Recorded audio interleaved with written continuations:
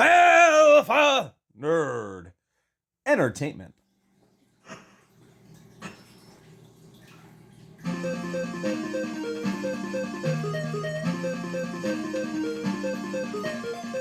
Okay, what's going on, guys? Chapter 1, Escape in the Forest. Ninja Gaiden for the Sega Master System. No death run. Really love the opening jingle at the title screen. The music and the sound is very nostalgic to me because it has that Game Gear Master System sound. It's very distinct and reminds me of X-Men for the Game Gear. But this music here is awesome. The graphics in this level are awesome. That forest in the background right there reminds me very much of the forest that you run along in Shinobi 3 Return of the Ninja Master. In fact, this game reminds me a lot of different games. This game is really, really good. Its music is really good, its graphics are really good, its controls are really good, and its fun factor is through the charts, off the roof. Off the roof, over the roof, whatever. Let's just do the GamePro Magazine review. Its graphics for a Sega Master System are fucking incredible. They're a 5 out of 5, no question, undisputed, way better than the NES graphics. Sorry, great game as well, but these graphics are superior in every way, shape, or form. The colors, the sprites, the sizes, the frame rate, it's just brilliant looking. 5 out of 5. Its controls are absolutely fantastic. They are so crisp, so smooth, so fluent, so precise. They're just spot on. From all the moves he can do, from jumping, clinging to the trees, the wall jumping, his hack and slash, his special moves for an 8-bit game, this absolutely excels in all areas. Its controls are a 5 out of 5. And its music, I love that first stage music.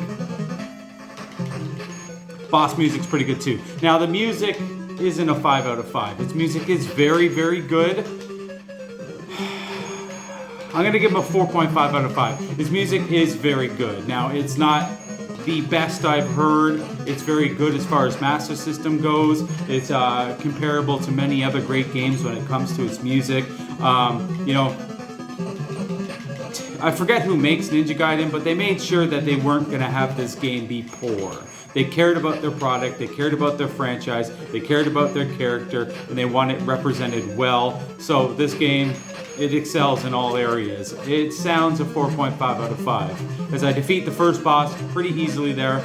He's really easy, he kind of sucks. But it's a first stage boss. Pursuit in Tokyo, Chapter 2.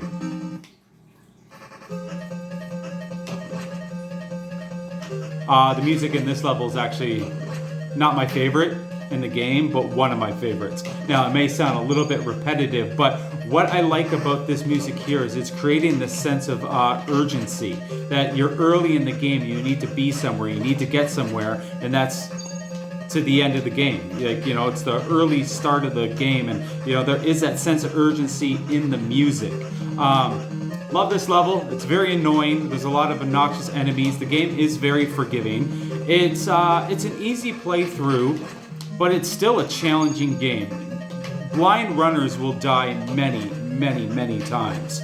Cool little shortcut coming up here. I only discovered as I got closer to doing this. I just decided to try going up. Actually, I fell down there to discover it, and you skip 2 whole areas of this level, which speeds up the playthrough and gets you past a slightly more difficult spot. This area here reminds me of Darkwing Duck for the NES by Capcom. If you know the level, you know what I'm talking about. In Darkwing Duck, it looks so much like this. I swear to God, it takes place in the same area. The birds are very annoying in this game, as they are annoying in the NES version. Now, this game isn't as difficult as the NES version, not by any stretch of the imagination, but it is still very challenging. Like I said, blind runners will die 20, 30, 40, 50, 60, 70, 80 times. Poor gamers won't even beat it, though there's no real reason. It has unlimited continues, and there's something really interesting about this game, that when you hit 999 in that top corner on the left of your magic, it's infinite after that point. So you can spam your special attack like crazy. So the playthrough, in my opinion, is actually a rather easy game to beat. No death run. It was a lot harder than I was expecting. I should have did it way quicker than I did, but pitfalls got the better of me. Its fun factor is a 5 out of 5. I love and adore this game, and it might be my favorite Master System game.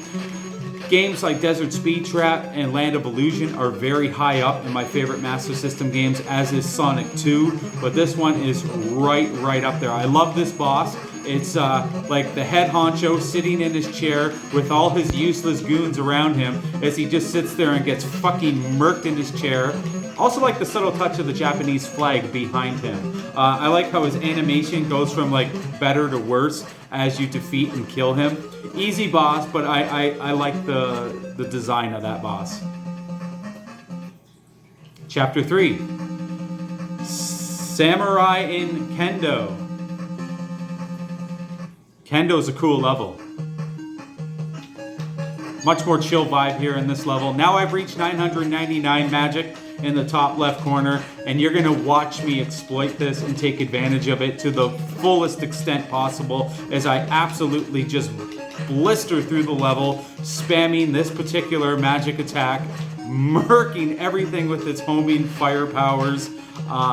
It's a lot of fun. It reminds me of Revenge of Shinobi when you use the infinite shuriken cheat. In that game it's a cheat. In this game it's just a mistake on their part, a hidden secret. I don't know. I like that the game rewards you for playing good. So if you play well and can get your magic that high, I don't know. It's weird that it happens, but you know, it's fun. It's really fun to zip on through, just fucking firing it off. It's great. Love this temple. Reminds me of the temple in X-Men for the Game Gear when you go to fight Silver Samurai. Like I said, this game reminds me of a lot of different games, and they're all good games. This game really took me by surprise. I didn't expect it to be as good as it is.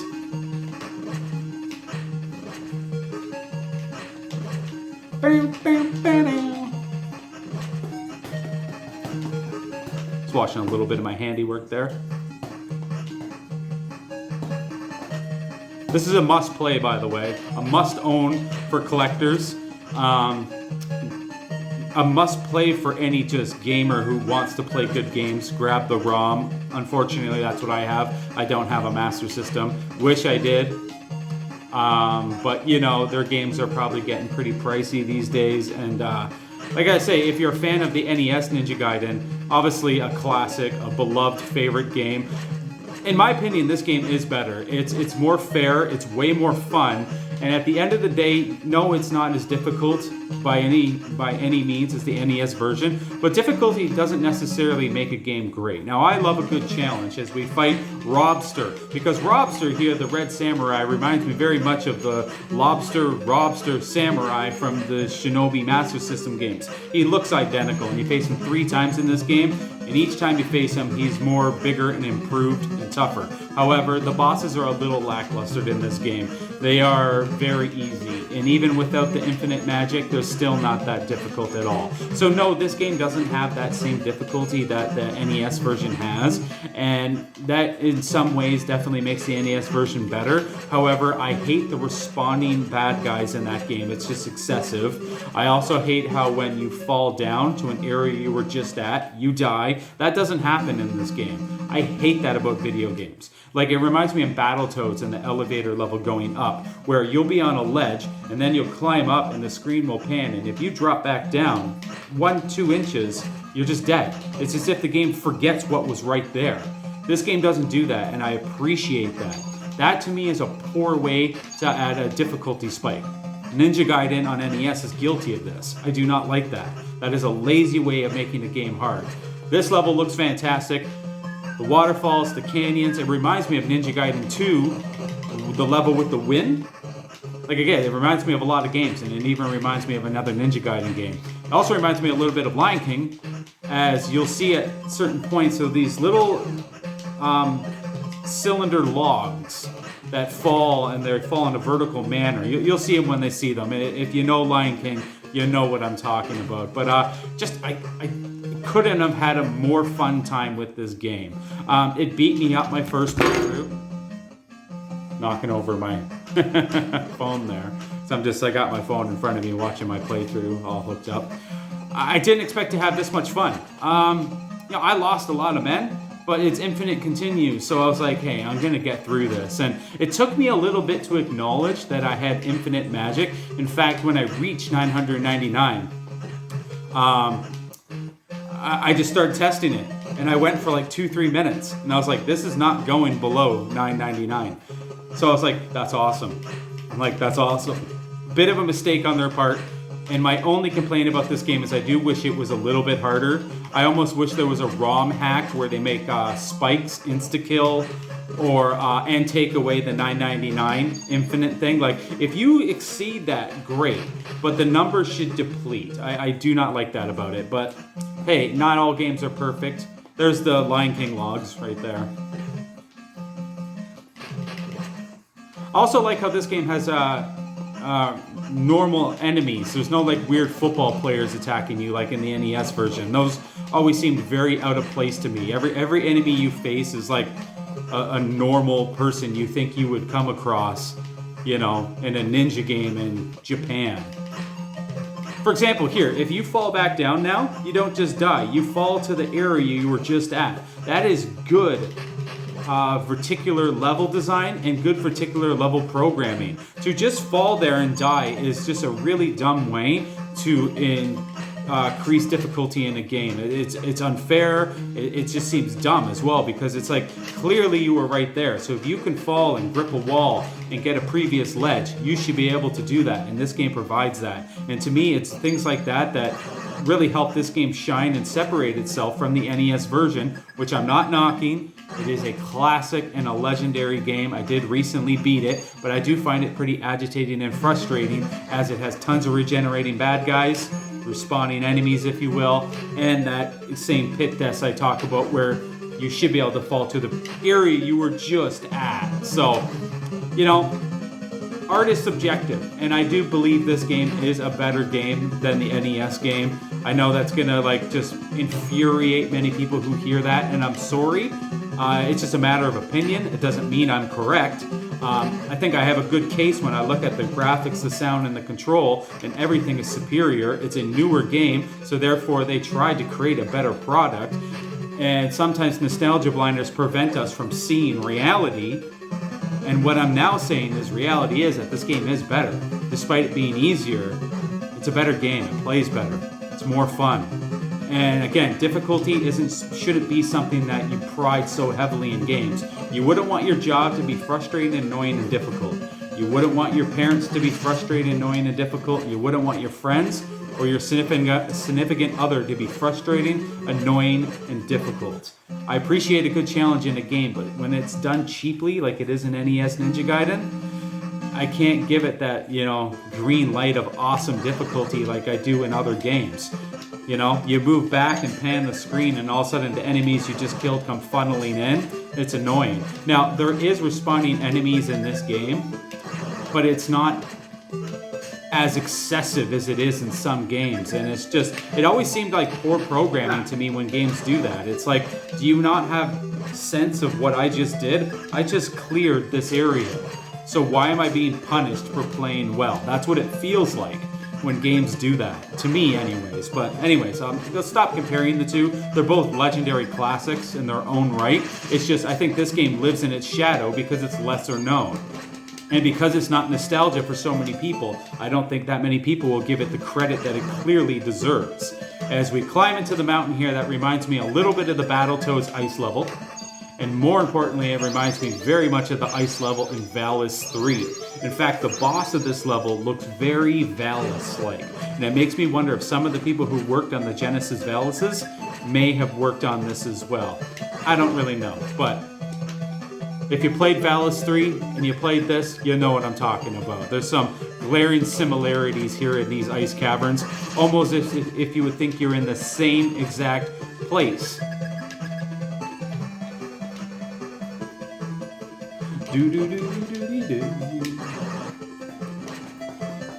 I'm obviously exploiting the shit out of that fire shield. Yeah, it's awesome. What's crazy is the NDR was still rather challenging because of pit deaths. So it's like, yeah, I'm able to just murk every bad guy on screen like this OP Super Saiyan Ryo Hayabusa ninja. And the only thing that can get me are pit deaths. And there's lots of them. And I certainly fell in many of them many times, especially in the very next stage, the lava stage. Oh, Very frustrating stuff, but I am attempting to sell this game as well because everyone knows and plays the Ninja Gaiden game for the NES. It's beloved, well-known, world-renowned, and everybody knows it. So it's like, if you love that game, this is more of what you love. And I'm just being like, fucking play it. Play it, it's awesome. Here's the Valis boss. He looks a lot like the... Fuck that up. Yeah, normally I would come in here with a different weapon, but I decided I wanted to play the next stage with the fire shield for half of it. And the fire shield really doesn't help you with bosses in any way, shape, or form. You can get a final hit, that's about it. Otherwise you hit each other. It's good for regular minions.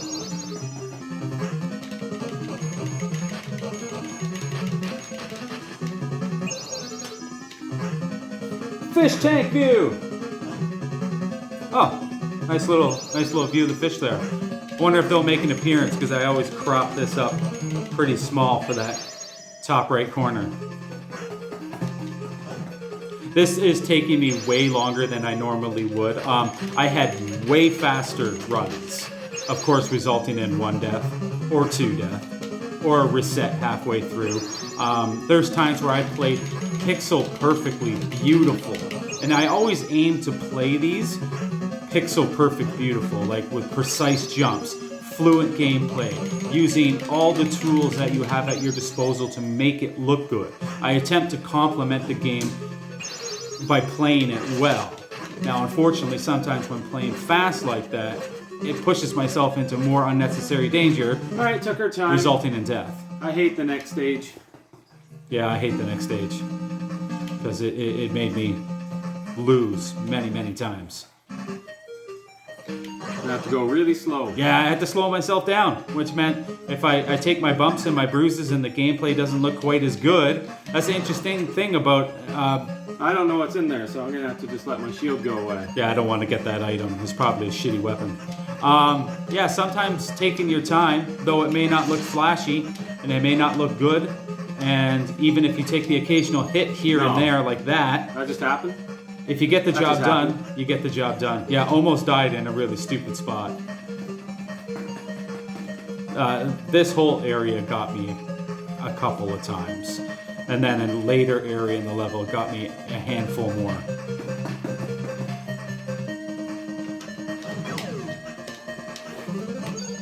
Move back a little bit.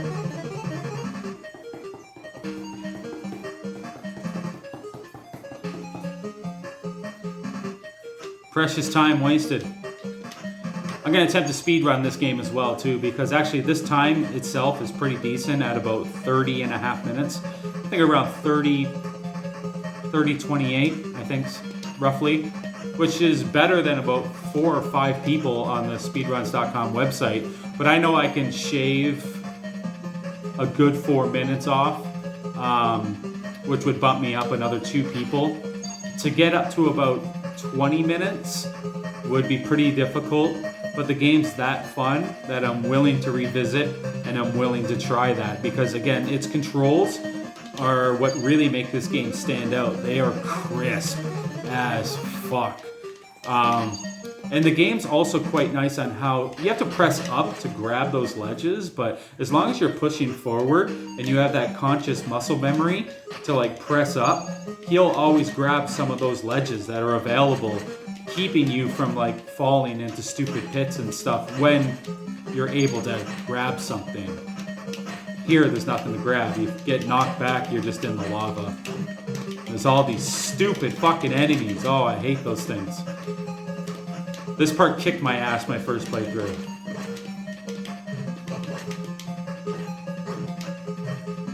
Every fucking time.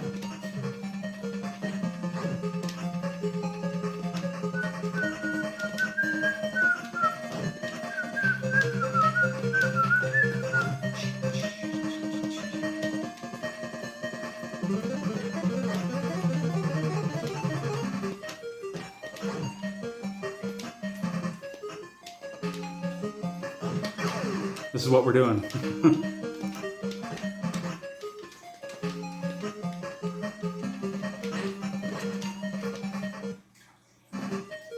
Don't like how that interrupts the music.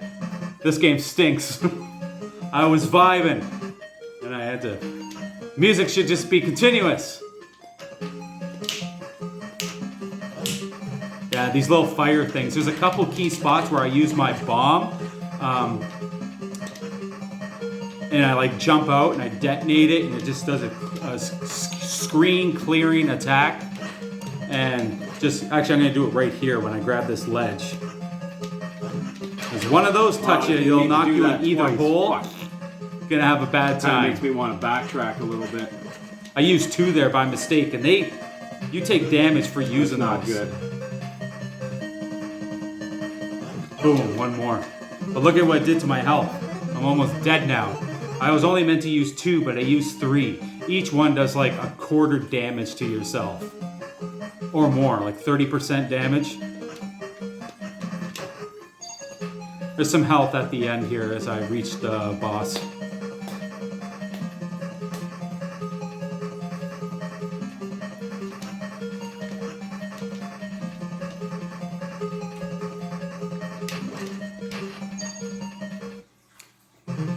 Here we are.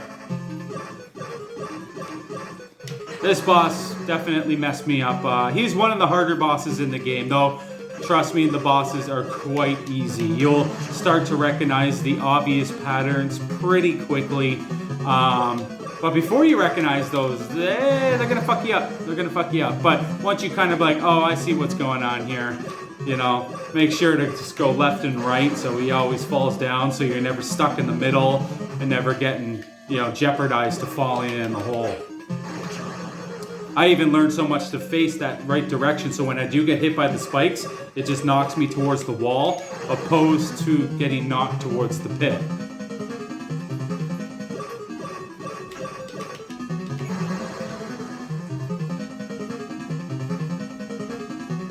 Boss music here reminds me a little bit of the music in Batman for NES. One particular level.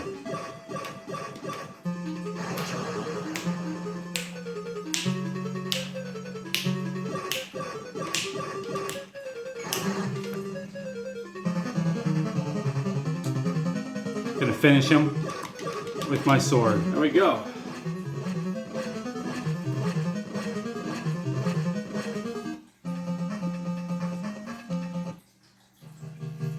Okay, Chapter 7, Overcome. Final level, too, and then there's the end boss.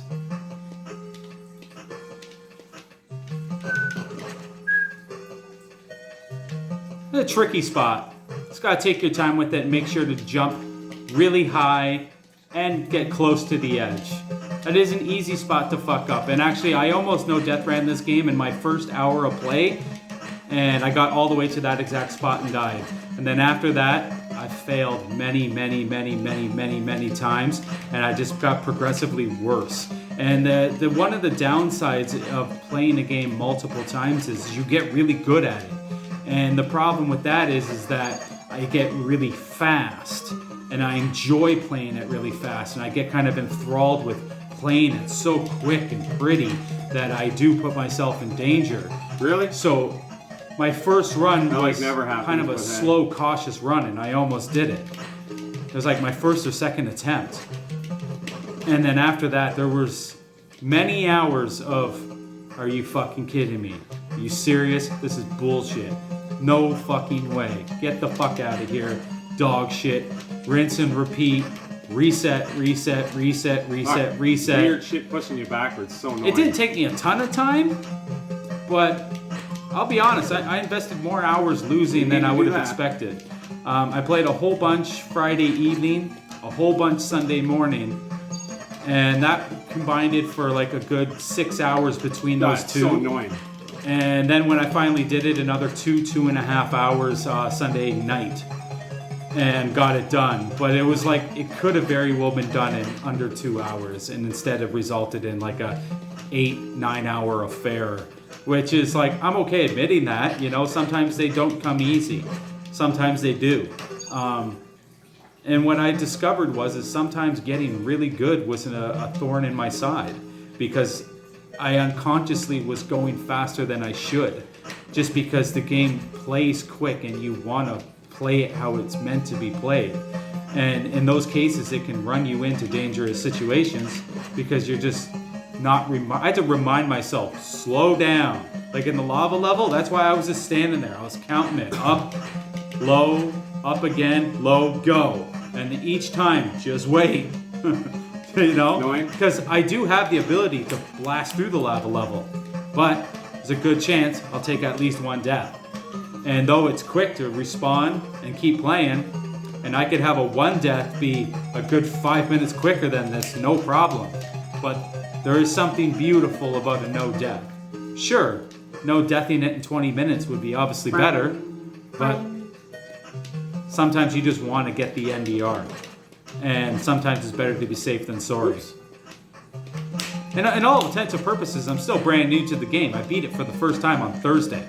And then Thursday night, and I was like, I want to play that again. I beat it, and I was like, I think I want to no death run this. Shout out to Moz and Power, because I remember he did. I didn't catch that stream live, and I caught a good chunk of that game after the fact, but I didn't know it enough to fully appreciate it the way I do now. And sometimes when I've never played a game, I'll watch a little bit, but I don't want to see too much because it's like spoiler warning, right? I don't want to see the later stages. I'll watch the first couple levels, but if I've never played a game, that's all I'll watch because I want to leave that for my own experience. I don't want to pick up too many tricks. I want to enjoy that process, enjoy learning that shit on my own. All easy stuff here, but might as well take your time and not waste your time falling. Pit deaths. See, it's pretty obvious where pit deaths are and where particular level design are because you see yourself go up. If you climb an area and then you fall back down, it's pretty obvious you can fall back down there. In pits like I just passed, I didn't come up there. That was terrible. Yeah, this is bad. I'm just starting to choke. I might have just fucked myself.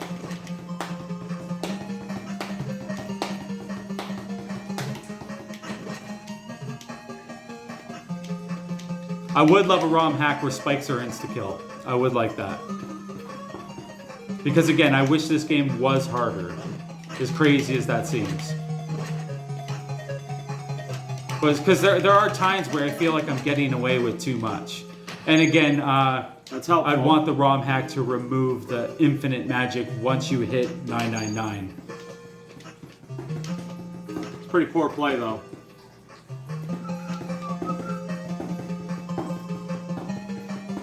Yeah, if you're a Ninja Gaiden fan, this is more what you love. And if you haven't played it, show the Master System some love because it's an underappreciated console. And not in Europe. In Europe, people love this thing, and it's very nostalgic for them. Here in North America, generally speaking, very few people seem to have a Master System. And our nostalgia is all very invested and tied to the NES, Super, and Sega Genesis. And this is definitely living in the shadow of the NES. And I'm not here to debate which system's better because I think that's just something the NES will always, just in my mind, it will always be better. But I'm enjoying diving deeper and gaining more knowledge of the Master System library to discover just how good that system really is. It is no slouch. Grab the games, find the ROMs, and get familiar with the deep, deep library that the Master System has as I reach the end boss here. A very easy end boss, 3 separate stages. With that, I'm just going to say thanks for watching, guys. My No Death Run of Ninja Gaiden for the Master System. I'm literally here to sell it to you. Play this game. February is Ninja Month. You might remember about a year ago, everyone was playing Revenge of Shinobi and Ninja Turtle games. So I'm hoping to bring February Ninja Month back. And I would love to see more people play this one for their very first time. Thanks for watching.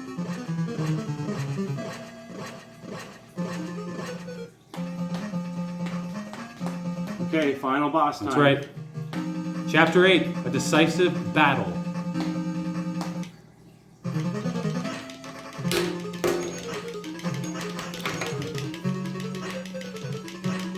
I still want to hear the music, and we're fighting.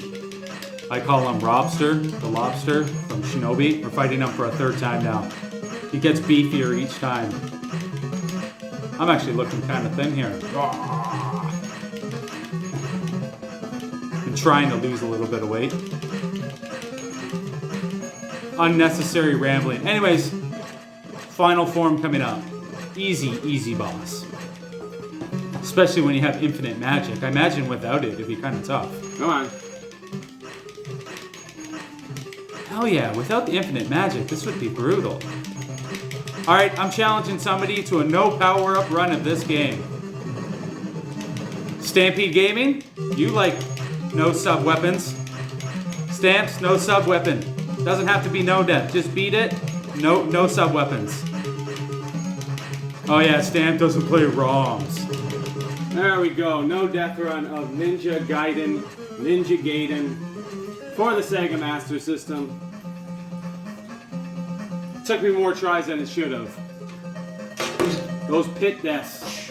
Oh, the pit deaths. They get you. They certainly get you. Amazing game. Amazing game. A little frustrated with it right now because I definitely died many times attempting to do this. I almost did it within my first hour of attempt. And then like another 3 hours later of just falling in pits. Taking a day's break. And then almost doing it again in the first hour of gameplay. Then another 3 hours of failure. And then another 2 hours of failure, and I finally got it. Definitely should have did it quicker than I did, but you know, those pit deaths, man, and the fire stage especially, you know, it happens in the first stage, but those are quick resets, so you don't think much of it. You know, the ice stage got me a few times. Hell, the waterfall level got me a handful of times in the process of learning and getting better. And only once did the final stage get me. And that was when I almost did it in like the first hour of gameplay. But awesome game. Possibly my favorite Master System game. It's truly excellent. Really, really, really fun. Yeah, the exploit of reaching 999 magic and getting to spam it is a little cheap, but I didn't make the game. You know, I'm going to use it. It makes it fast and makes it fun as well. And it still makes a hard no death run, or challenging no death run anyways.